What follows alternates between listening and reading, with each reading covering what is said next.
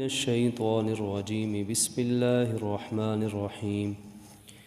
إن الذين يحبون أن تشيع الفاحشة في الذين آمنوا لهم عذاب عليم في الدنيا والآخرة وقال النبي صلى الله عليه وعلى آله وصحبه وسلم الحياء شعبة من الإيمان أو كما قال عليه الصلاة والسلام صدق الله العظيم وصدق رسوله النبي الكريم ونحن على ذلك من الشاهدين والشاكرين والحمد لله رب العالمين يا رب صل وسلم دائما أبدا على حبيبك خير خلق كلهم. بزرگان ملت، برادران اسلام، میرے عزیز دوستوں، بزرگوں اور بھائیوں، آپ کی خدمت میں قرآن مجید سورۃ النور، نور کے معنی روشنی، ہمارے اسلامی معاشرت، اسلامی نظام حیا اور پاک دامنی سے متعلق، جس میں قرآن مجید کے وہ قوانین بتائے گئے ہیں جن کا تعلق حیا کے ساتھ ہے، پاک دامنی کے ساتھ ہے، ان پر مشتمل یہ بڑی اہم سورت سورہ نور ہے، جس کے متعلق نبی مکرم صلی اللہ علیہ وآلہ وسلم نے فرمایا کہ اپنی عورتوں کو سورہ نور سکھاؤ. یہ حکم عطا کیا، یہ سلیبس اللہ نے اتارا، ریکمنڈ کیا محسن انسانیت، معلم انسانیت نے صلی اللہ علیہ وسلم، اور ساری امت کی عورتوں کو سورہ نور آنی چاہیے، ایک ایک بیٹی کو، ایک ایک ماں کو، کہ سورہ نور کیا ہے، کیونکہ اس کا حکم دیا. اسی سورہ نور کی آیت نمبر 19 آپ کے سامنے ابھی تلاوت کی ہے. اس آیت کی روشنی میں آج ہم اس مسئلے پر اس مختصر وقت میں غور و فکر کرنا چاہیں گے کہ بڑھتی ہوئی بے حیائی، عریانی، فحاشی، اس منہ زور طوفان سے، اس ہولناک سیلاب سے اپنی نسل نو کی، اپنی نوجوانوں کی اور آئندہ آنے والی نسلوں کی، اپنی اولادوں کی کیسے حفاظت کی جائے. یہ ایک بہت بنیادی مسئلہ ہے جس سے ہر وہ مسلمان دوچار ہے جو اس زمین کے اوپر چل پھر رہا ہے، چاہے مسلم ملکوں میں رہنے والے ہوں، چاہے غیر مسلم ملکوں میں رہنے والے ہوں، چاہے وہ دیندار اور نمازی ہی کیوں نہ ہوں، چاہے وہ بے نمازی اور بے دین ہی کیوں نہ ہوں. تو یہ ایک ایسا مسئلہ ہے جس کے متعلق ماں باپ، والدین، بزرگ، بڑے، درد دل رکھنے والے سب لوگ پریشان ہیں، اس کا حل سوچتے ہیں، اس کا حل چاہتے ہیں. تو اس سے متعلق چند نکات ہیں جو آج کی نشست میں آپ کے سامنے رکھنا مقصد ہے کہ حفاظت کیسے کی جائے. سب سے پہلی چیز اس ضمن میں یہ بات سمجھنے والی ہے کہ بے حیائی ہوتی کیا چیز ہے. بے حیائی سے مراد وہ عمل، چاہے وہ ایکٹ ہے، ایکشن ہے، وہ عمل، وہ طریقہ کار، وہ گفتگو، انداز گفتگو، وہ لباس، وہ زندگی کے طور طریقے جن کی وجہ سے ایک انسان کے دل میں حرام کا خیال پیدا ہو، وہ حرام کی طرف لے جانے کا ذریعہ بن جائیں، اور انسان کی سفلی جذبات کو، انسان کی خواہشات نفسانیہ کو وہ ابھاریں اور انسان حرام کی طرف جانے کے لیے ذہنی طور پر تیار ہو. اب اس میں تمام باتیں شامل ہو جائیں گی جو ذریعہ بن سکتا ہے، جس کا امکان ہے، چاہے وہ دانستہ طور پر، چاہے غیر دانستہ طور پر. حد الامکان شریعت کہتی ہے کہ ان تمام ذرائع سے اپنے آپ کو بچاؤ جو معاشرے میں، پورے معاشرے کے لیے یا ایک فرد کے لیے بھی اس حرام کی طرف لے جانے کا ذریعہ بنے۔ اب اس کا ایک پورا نظام اللہ رب العزت نے عطا فرمایا ہے۔ وہ نظام مرد و عورت کے احکامات سے متعلق بھی ہے، اس نظام میں پردہ بھی آ جائے گا، اس نظام میں مخلوط اجتماعات کی ممانعت، مرد و عورت کا مکس اجتماع، کو ایجوکیشن کا نظام، یہ سب چیزیں اس نظام کے سانچے میں دیکھی جائیں گی، پرکھی جائیں گی کہ پورے نظام زندگی میں کون سی چیزیں ایسی ہیں کہ جو بے حیائی اور برائی اور گناہ کی طرف لے جانے کا ذریعہ بنتی ہیں۔ یہاں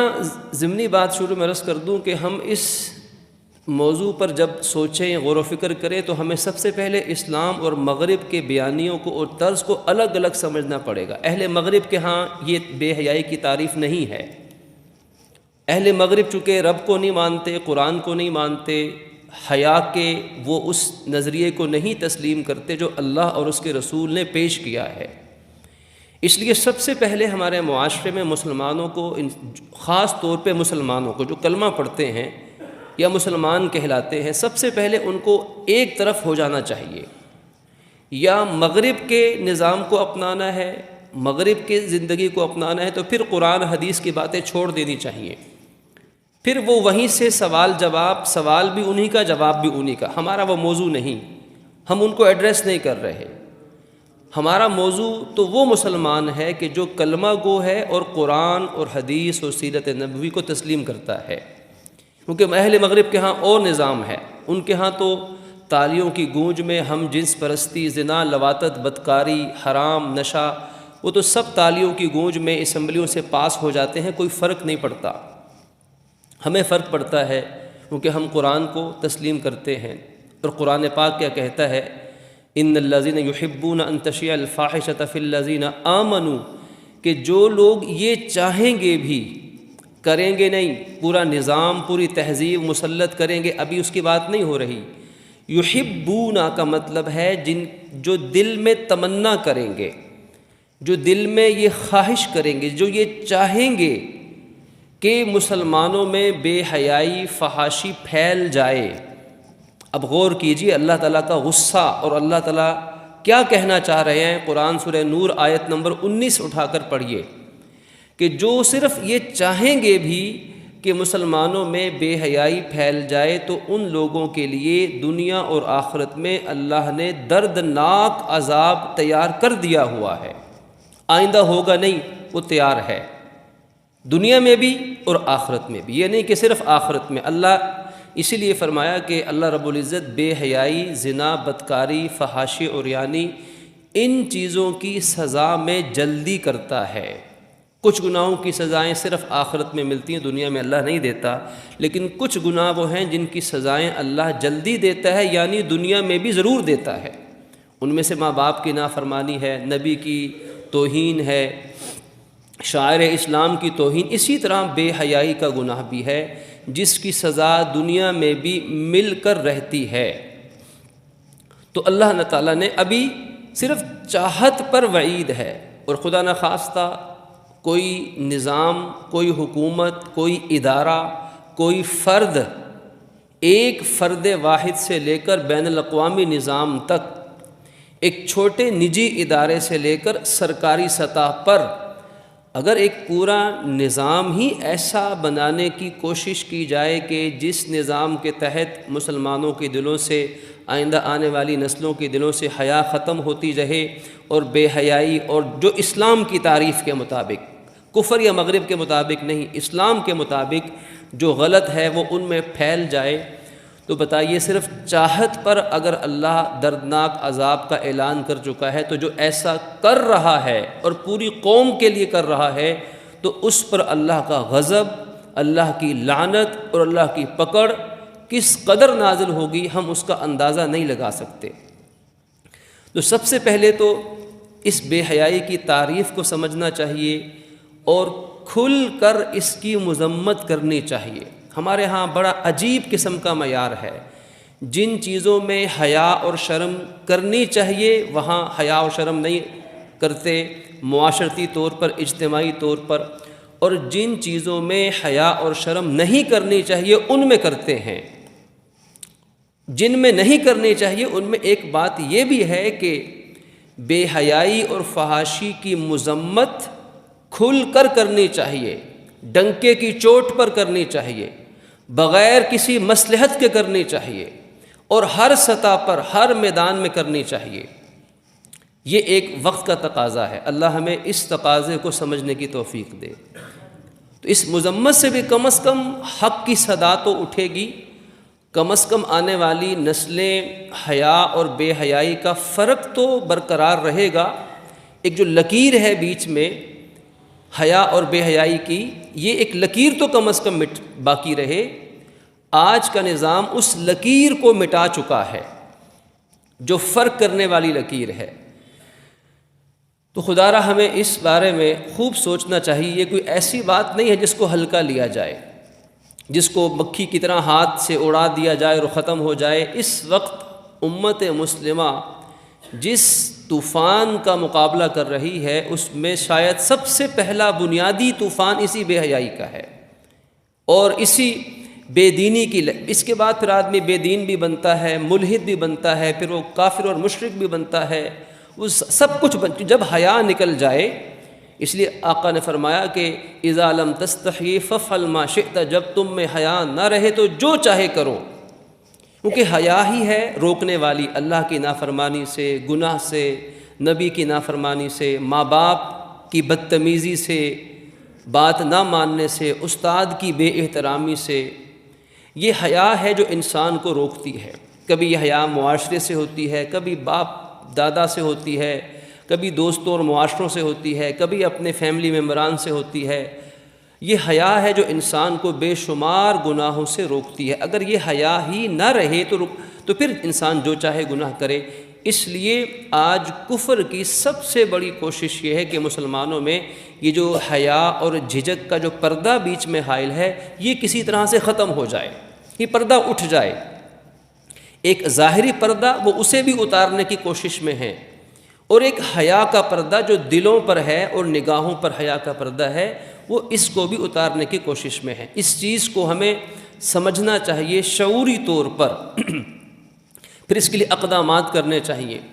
اب دیکھیے میں آپ کے سامنے صرف چند نکات اشارہ جات پیش کروں گا کہ آج کے زمانے میں ہم اپنی نسلوں کو، اپنے خاندانوں کو اس بے حیائی کے اس بدترین طوفان سے جس پر اللہ کا عذاب اترتا ہے، لعنت برستی ہے، پکڑ آتی ہے، ہم اس سے اپنے آپ کو اور نسلوں کو کیسے بچائیں۔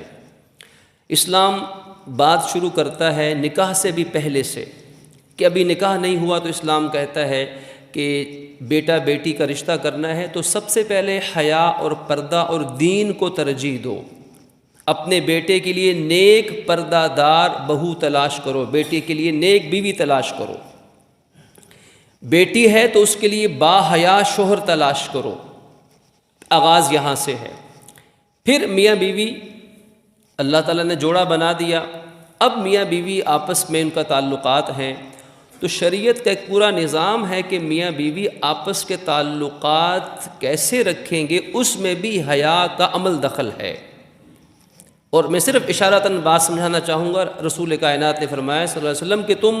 اونٹوں کی طرح یا جانوروں کی طرح بالکل ہی بے پردہ نہ ہو جایا کرو۔ یہ میاں بیوی کو حضور نے تلقین فرمائی، کوئی کپڑا کوئی چادر۔ اور پھر میاں بیوی کے آپس کے تعلقات، اس کی بھی حدود ہیں،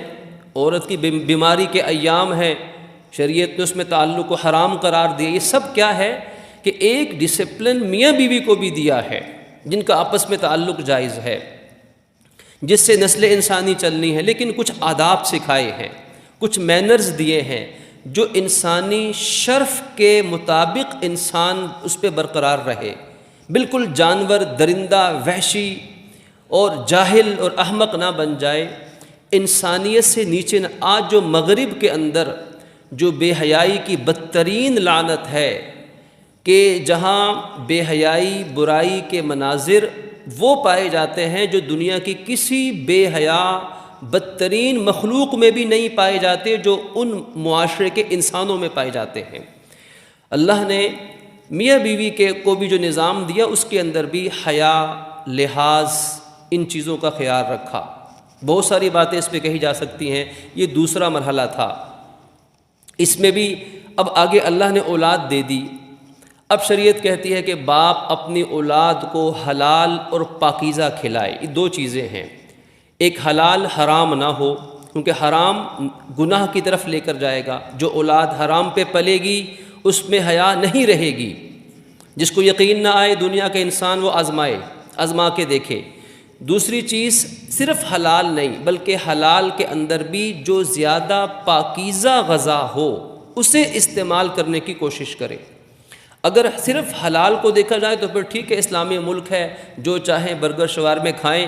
کوئی پوچھنے والا نہیں، لیکن جب ہم حلال کے ساتھ ساتھ پاکیزگی کو بھی مد نظر رکھیں گے تو پھر جب ہم مارکیٹ میں کچھ اپنے بچوں کے لیے پکا پکایا لینے کے لیے جائیں گے، ہوٹلنگ کے لیے جائیں گے، تو پھر ہم وہاں پر سوچیں گے کہ زیادہ پاکیزہ کھانا کہاں سے مل سکتا ہے، کیونکہ آج یہ بات ملحوظ نہیں رکھی جاتی۔ مسلمان تقریباً اس بات کو بھول گئے کہ پکانے والے کے اثرات کھانے والوں پر پڑتے ہیں۔ ہمارے کئی اللہ والے بزرگان دین ایسے گزرے ہیں جو کبھی بے نمازی کے ہاتھ کا کھانا نہیں کھاتے تھے،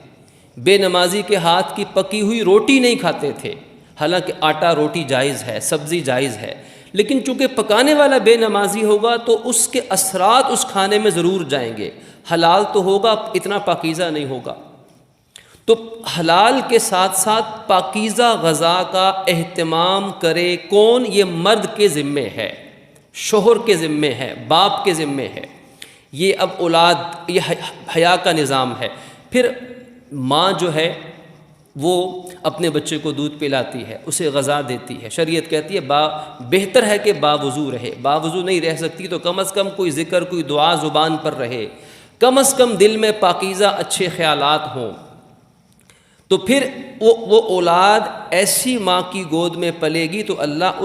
اس اولاد کی فطرت میں حیا کو پیدا کر دے گا۔ اگر خدا نخواستہ ماں ٹی وی، ڈرامے، فلمیں، ناچ گانے، بیہودہ بے پردگی کے مناظر بھی دیکھ رہی ہو، ساتھ ساتھ اولاد کو کھلا پلا بھی رہی ہو، تو پھر اولاد کے اندر وہی اثرات مرتب ہوں گے، وہی اثرات اس میں سرایت کر جائیں گے۔ آگے چلیے، اب اولاد اللہ نے دی، اپنے پاؤں پہ کھڑی، چلتی پھرتی ہے۔ اب شریعت کہتی ہے اس اولاد کو جب یہ تھوڑا بہت بولنا شروع کر دے، اس کو کلمہ سکھاؤ، اس اولاد کو پاکیزگی کے بول سکھاؤ، اس کو کلمہ شہادت سکھاؤ۔ اللہ کے نبی قرآن کی بعض آیتیں بچوں کو سکھاتے، جس بچے کی زبان کھل جاتی یعنی وہ بول سکتا تو حدیث میں آتا ہے حضور فلاں آیت فلاں کلمہ اس اولاد کو سکھاتے۔ پھر اب دیکھیے اس اولاد کے لیے گھر کا ماحول بڑا اہم ہے، گھر کے ماحول کا پاکیزہ ہونا، جس میں غذا بھی پاکیزہ ہے، جس میں ماں بہن بیٹی پردے میں بھی ہیں، جس میں تہجد کا بھی اہتمام ہے، جس میں غیر محرم گھر میں کیسے آئے گا، غیر محرم سے کیسے بات کرنی ہے، یہ سب چیزیں تربیت کے مطابق جو قرآن نے بیان کیا سورہ نور، سورہ احزاب، دیگر میں اس کے مطابق ہیں۔ تو اصل اولاد کی تربیت تو گھر میں ہونی ہے، اور گھر کے ماحول کا انحصار ہے پاکیزگی کے ماحول پر۔ اگر خدا نخواستہ گھروں کے اندر 24 گھنٹے اکثر اوقات یا کچھ دیر بھی اگر گھروں کے اندر ناچ گانا، جو آج کل فلمیں ڈرامے جو وبا پھیلی ہے، جو موبائلوں کے اندر برائیاں ہیں، اگر یہ چیزیں اس گھر کے اندر ظہور پذیر ہوں گی تو پھر ایک تو اللہ کی رحمت اس گھر سے چلی جائے گی، پھر یہ وظیفے ٹوٹکے تعویذ گنڈے یہ کسی کام کے نہیں ہوں گے، چاہے جس سے مرضی کروا لے۔ وقت کا جنید بغدادی، علی حجویری بھی آ جائے اور وہ گھر میں جا کے دم کرے، رحمت نہیں آئے گی اور مسئلہ گھر کا حل نہیں ہوگا، کیونکہ اس گھر کے اندر ناچ گانا بجانا جو اللہ کی رحمت کی دشمنی کے مترادف ہے۔ جب تک گھروں سے یہ چیزیں ختم نہیں ہوتی، گھر کے اندر پاکیزگی، امن، سکون، محبت، اطمینان نہیں پیدا ہو سکتا۔ تو اصل برائی کی جڑ کو بھی سمجھنا چاہیے کہ جب ماں باپ اپنی اولادوں کو یہ تمام چیزیں بغیر کسی قدغن کے دے دیں گے، موبائل دے دیں گے، نیٹ دے دیں گے، کیبل دے دیں گے، اور کوئی قدغن نہیں ہے، کوئی حد نہیں ہے، کوئی چیک اینڈ بیلنس نہیں ہے، تو پھر ظاہر ہے وہ بچے ہیں، ابھی ناسمجھ ہیں، آج کل تو بڑے بھی ناسمجھ ہیں، وہ تو پھر بھی بچے ہیں، تو جب ان کو ہر طرح کی کھلی آزادی دے دی گئی بغیر روک ٹوک کے، تو پھر یہ ایسا ہی ہے جیسے بچوں کے کسی بچے کے ہاتھ میں فلی لوڈڈ گن پکڑا دیں، گولی سے بھرا ہوا پورا بور اس کے ہاتھ میں بم پکڑا دیں اور کہیں کوئی بات نہیں بچہ ہے کھیلے گا، تو فلی لوڈڈ گن جب بچے کے ہاتھ میں آ جائے گی تو پھر ظاہر ہے تو پھر کیا نقصان ہوگا، اس بچے کا اپنا بھی ہوگا، اوروں کا بھی ہوگا۔ اس سے زیادہ خطرناک، یقین کیجیے یہ مثال بھی کچھ نہیں ہے، سام بچھو بچے کے ہاتھ میں زہریلے پکڑا دیں تو کیا بنے گا بچے کا، اس سے کہیں زیادہ خطرناک، اس سے تو جان جائے گی خدا نخواستہ زیادہ سے زیادہ، لیکن بے حیائی کے آلات، بے حیائی کے ذرائع جب بغیر کسی چیک اینڈ بیلنس کے، کسی نظر کے، کسی سوچ بچار کے ان کے ہاتھوں میں دیے جائیں گے تو اس سے بے حیائی، گمراہی کے وہ طوفان برپا ہوں گے کہ ہو سکتا ہے بچے کی جان تو نہ جائے لیکن ایمان اور حیا کے جنازے نکل جائیں گے۔ اور آج کل یہ مہم چلی ہوئی ہے، ہم نے بھی موبائلوں پہ باتیں سنی ہوں گی، میڈیا پہ سنی ہوں گی کہ اب تک تو نوبت یہاں تک پہنچ چکی ہے کہ معاذ اللہ ثم معاذ اللہ ایسی ویب سائٹس بن رہی ہیں، ایسے ذرائع ہیں کہ جہاں چھوٹے بچے بھی اور کوئی شخص بھی، مرد عورت چھوٹا بڑا، اپنی برہنہ تصاویر ویڈیو شیئر کرتا ہے اور معاذ اللہ کمائی کا ذریعہ اس کو دیا جاتا ہے۔ یہاں تک نوبت پہنچ چکی ہوئی ہے اور ایسے کیسز سامنے آ چکے ہوئے ہیں کہ مسلمانوں کے بچے، اور کس یہ برائی اور یہ طوفان بدتمیزی، یہ لعنت کہاں تک پہنچ چکی ہوئی ہے، ہم اس کا اب شاید تصور بھی نہیں کر سکتے۔ تو ہمیں ان چیزوں پر نظر رکھنی ہے، ایک محتاط طریقے سے، محبت کے ساتھ، شفقت کے ساتھ، عقل مندی کے ساتھ۔ جو کسی نے کہا تھا کہ اپنی اولاد کو تم لقمہ چاہے سونے کا کھلاؤ، کوئی حرج نہیں، اللہ نے حلال دیا ہے، خوب کھلائیں پلائیں بچوں کو، خوب سہولتیں دیں، کوئی حرج نہیں، لیکن نظر شیر کی رکھیں، نظر عقاب کی رکھیں، نظر ان پر رکھیں تاکہ ان بچوں کی تعلیم و تربیت صحیح راستے پہ ہو سکے۔ جہاں سمجھ نہ آئے کیا کریں، وہاں کسی سے رہنمائی لیں،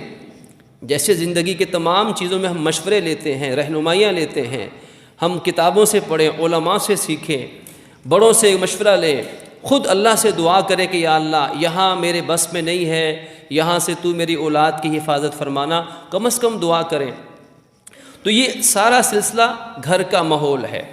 دعا کا خوب اہتمام کیا جائے، کیونکہ آج کے دور میں مسلمان کے لیے دعا ہر مسئلے کا حل ہے۔ تو اپنی اولادوں کے ایمان اور حیا کی حفاظت کے لیے آج کے زمانے میں حالات کو سامنے دیکھے رکھے تو ماں باپ اور بڑوں کے ذمے دعا کرنا نماز کی طرح فرض معلوم ہوتا ہے۔ جیسے نماز فرض ہے ایسے دعا فرض لگتی ہے، کیونکہ حالات ایسے ہیں۔ تو ان کے ایمان اور حیا کی حفاظت کے لیے اللہ کے سامنے گڑ گڑا کے دعائیں کرنا، اس لیے کہ پورا باطل، پورا کفر وہ ہماری نسلوں کو ہم سے چھیننے کے لیے ایڑی چوٹی کا زور لگا چکا ہوا ہے۔ حلال غذا کا اہتمام، اس کے ساتھ نگاہوں کو جھکانے کی عادت، غض بصر جسے کہا جاتا ہے۔ اسی صورت میں قرآن نے کہا کہ اے ایمان والو، آپ مردوں سے کہیں اپنی نگاہوں کو جھکائیں، عورتوں سے کہیں اپنی نگاہوں کو جھکائیں، حرام پہ نگاہ نہ ڈالیں، نگاہ کو کھلا نہ چھوڑیں، نگاہ کا ایک لیول رکھے، کہاں نگاہ اٹھانی ہے، کہاں نگاہ جھکانی ہے۔ اپنی نگاہوں پہ شرم و حیا کے پردے، اللہ نے مرد و عورت کی تفریق رکھی ہے۔ ایک چھوٹے سے واقعے سے ہمیں سبق مل سکتا ہے، مردوں کو بھی اور عورتوں کو بھی۔ نبی مکرم سب کہہ دیجیے صلی اللہ علیہ وآلہ وصحبہ وسلم گھر میں تشریف فرما ہے، 2 ازواج مطہرات، حضور کی بیویاں، امت کی روحانی مائیں، مقدس ترین دنیا کی خواتین، حضور کے گھر میں 2 ازواج موجود ہیں، حضور موجود ہیں۔ ایک صحابی آتے ہیں جن کا ذکر قرآن میں آیا، سورہ عبس وتولی جن کے شان میں اتری، اور صحابی ہیں، فضیلت میں صورت اتری ہے، پاکیزہ انسان ہیں اور روحانی بیٹوں کی جگہ ہیں، نبوی گھرانہ ہے، کوئی عام گھرانہ نہیں ہے، نبوی گھرانہ ہے، اس سے پاکیزہ گھرانہ کائنات میں ممکن نہیں ہے۔ آنے والا شخص بھی صحابی ہے، شان میں قرآن اترا ہے، جنتی ہے، اور پھر نابینا بھی ہیں، پیدائشی طور پر نابینا ہے، دیکھ ہی نہیں سکتے، نظر ہی نہیں آتا، جب حضور نے فرمایا کہ عبداللہ ابن ام مکتوم صحابی، ان کا نام عبداللہ ابن ام مکتوم، وہ آ رہے ہیں، تم پردہ کر لو، ازواج سے فرمایا تم پردہ کر لو، تو ان ازواج نے وہ کہا جو انسانی عقل کے مطابق ٹھیک بات تھی، تو انہوں نے کہا کہ یا رسول اللہ وہ تو نابینا صحابی ہیں، یعنی ہمیں تو دیکھ ہی نہیں سکتے، تو پھر ہم کیسے ایک طرف ہو جائیں، پردہ کریں، اس کی کیا وجہ ہے؟ حضور نے ڈانٹ کر فرمایا کہ وہ تو نابینا ہیں، تم تو نابینا نہیں ہونا، تم تو نابینا نہیں ہونا۔ کیا مطلب تھا کہ وہ تمہیں نہیں دیکھ سکتے لیکن تم تو انہیں دیکھ سکتی ہو نا۔ اب اس ایک واقعہ کے اندر، اس ایک حدیث مبارک کے اندر کتنا بڑا سبق ہے کہ گھر کا ماحول کیسا ہو، خواتین کیسی ہوں، مرد کیسے ہوں، شوہر کو، خاندان کے بڑے کو کیسا مزاج، رویہ، تعلیم، تربیت کیسے کرنی چاہیے، اور اسلامی تہذیب کیا ہے۔ یہ بات ہم کفریہ مغربی تہذیب میں کریں تو لوگ ہمیں پاگل کہیں، لوگ ہمیں فنڈامنٹل کہیں گے، بنیاد پرست کہیں گے، دہشت گرد بھی کہہ دیں گے۔ تو ہم یہ سارے ان کے جو طعنے ہیں، ان طعنوں کو ہم اپنے لیے پھول بنا کر اپنی پیشانی پہ لگائیں گے، کیونکہ ہماری تہذیب تو یہ ہے، ہمارے نبی نے تو ہمیں یہ سبق دیا ہے، اب دنیا کا سارا کفر اس کو جو مرضی کہے۔ تو یہ گھر کا ماحول، نگاہیں جھکانا، شرم و حیا کے پردے نگاہوں پر ڈالنا، اس کی عادت بچوں کو بچپن سے سکھایا جائے کہ بیٹا ہے تو خواتین پر، غیر محرم پر نگاہ نہیں ڈالنی، حکمت کے ساتھ ان کی عمر کے مطابق۔ اس بات کو سمجھانے کے لیے تربیت چاہیے۔ بیٹی ہے تو بیٹی کو اپنی حیا کے دائرے سکھائے جائے۔ پھر جب یہ بڑے ہوں گے تو ان کی نگاہوں میں حیا ہوگی، نگاہیں جھکانا سیکھ چکے ہوں گے۔ اسی طریقے سے اپنے اسلاف سے سبق سیکھا جائے، صحابہ کرام، صحابیات، ازواج مطہرات، نبی پاک کی آل اطہار، آل رسول سے وہ کیسی پاکیزہ ہستیاں تھیں، ان کی زندگیوں سے سبق سیکھا جائے، اپنے بڑوں سے۔ پھر اولاد کو اچھی بری صحبت، اچھی بری دوستی کا سبق،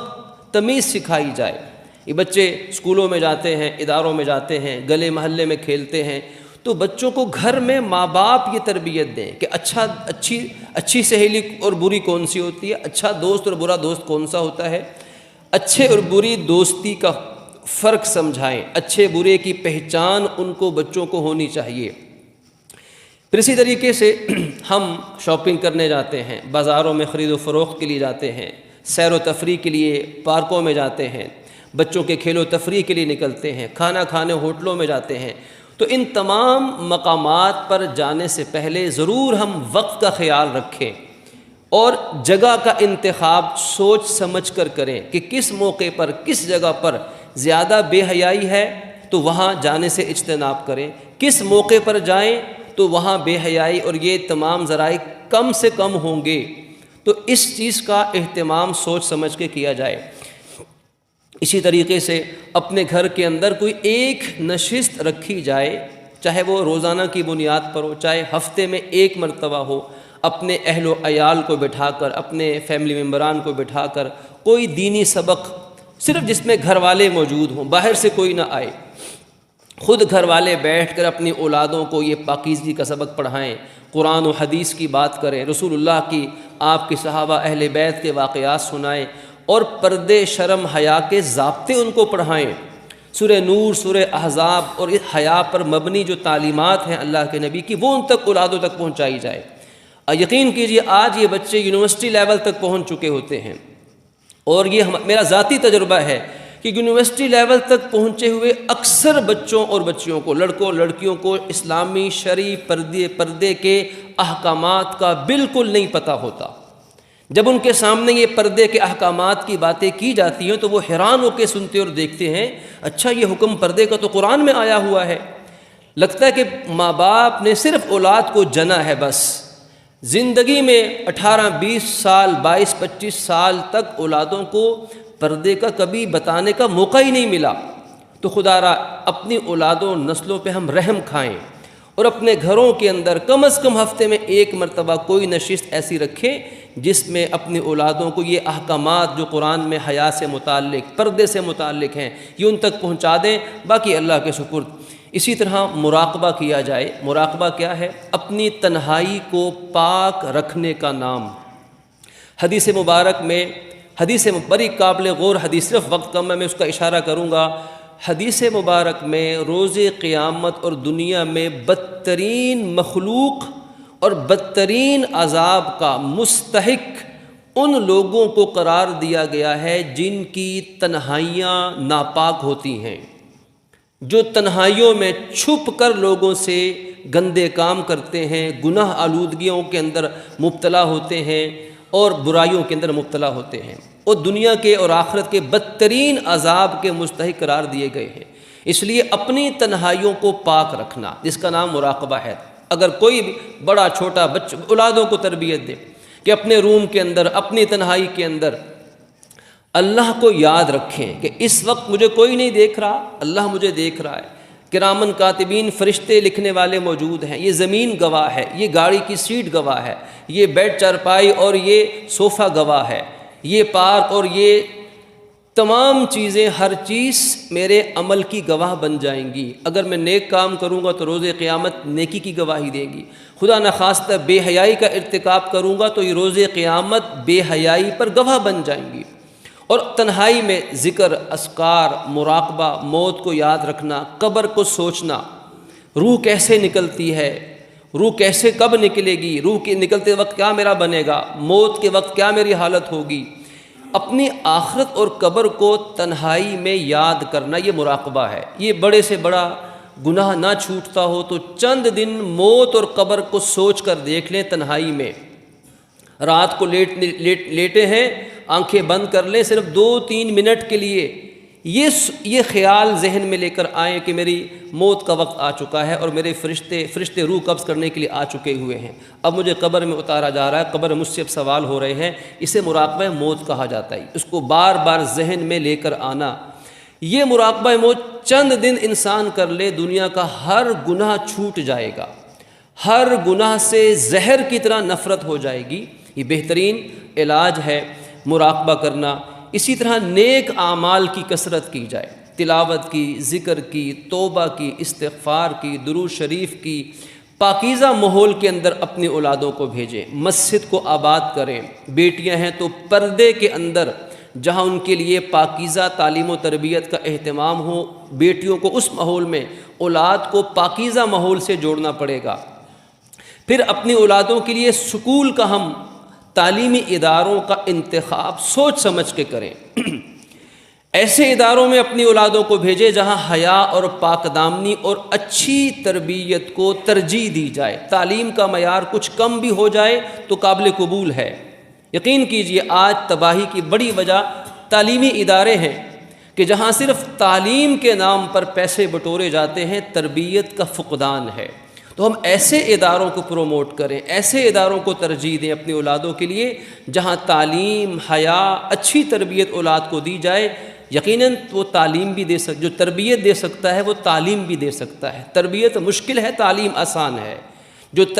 تربیت دے سکتا ہوگا وہ تعلیم بھی اچھی ضرور دے سکتا ہوگا، لیکن ہر تعلیم دینے والا ادارہ تربیت دینے والا نہیں ہوتا۔ تو سوچ سمجھ کر اداروں کا انتخاب کیا جائے۔ اسی طریقے سے اپنی اولادوں کے جلد نکاح کے ماحول کو بنایا جائے۔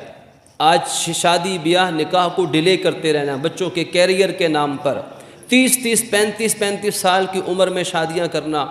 یہ رواج، یہ طریقہ کار اسلام کا نہیں ہے۔ اس پر وعید ہے کہ تم ڈرو اس وقت سے کہ جب ایسا کرو گے تو معاشرے کے اندر زنا، بدکاری، بے حیائی پھیل جائے گی اور تم اس طوفان کا مقابلہ نہیں کر سکو گے۔ تو اولاد کا جلدی نکاح کرنا، جو اللہ کے نبی کا حکم، جب اولاد اس قابل ہو جائے، نیک صالح رشتہ مل جائے تو اللہ کے بھروسے پہ اولاد کی شادیاں کر دو۔ تو جلد نکاح کی اس سنت کو، حکم کو اپنے معاشرے کے اندر رائج کرنا۔ پھر نشہ آور چیزوں سے اپنی اولادوں کو بچانا۔